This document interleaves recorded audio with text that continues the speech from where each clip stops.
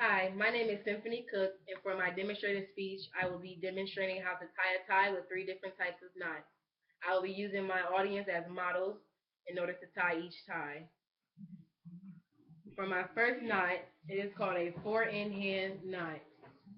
The narrow end is always on the left-hand side, and the wide end is on the right. We always make sure that the wide end is longer than the narrow end.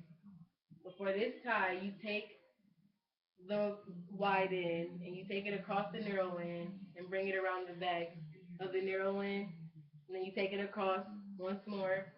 And then you bring the wide end through the loop that is around the neck and down the knot that is in the front of the tie.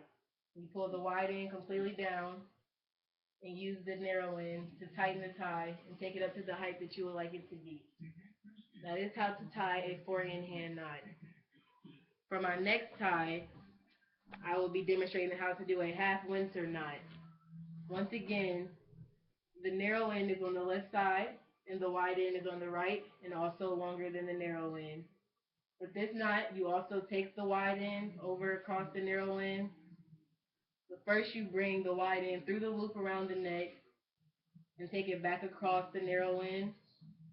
And then you bring it around one more time and you take it through the loop that is around the neck and down the knot that is in the front of the tie. Pull the wide end completely down and use the narrow end to tighten the tie and take it up to the height that you would like it to be. That is how you do a half Windsor knot. For my last knot, I will be demonstrating how to do a Pratt knot. With this one, you do a little differently than the rest of the other ones. You take the tie and you turn it inside out. The narrow end is still on the left side and the wide end is still on the right and also longer. But instead of taking the wide end across the top, you take the wide end and you take it up under the narrow end and through the loop around the neck. You pull it down and make sure that it is tight around the narrow end. You take it across the top of the knot that you just created and through the loop around the neck and pull the wide end down through the knot that is in the front of the tie. With this specific knot, you must always try to make sure that you are pulling the knot into where it is in the shape of a triangle, like so.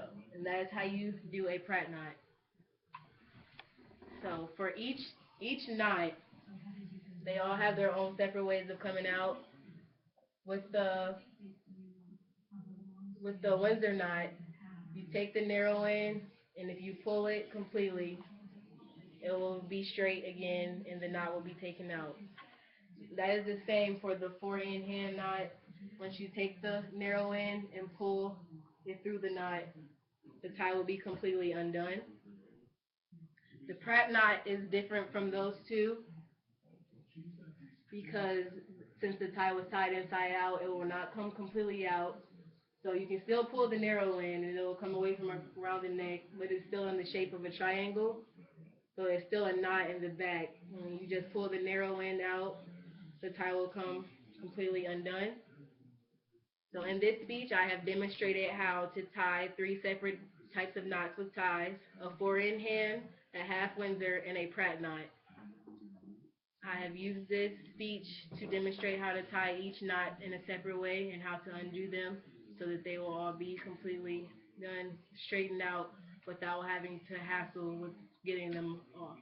Thank you for watching.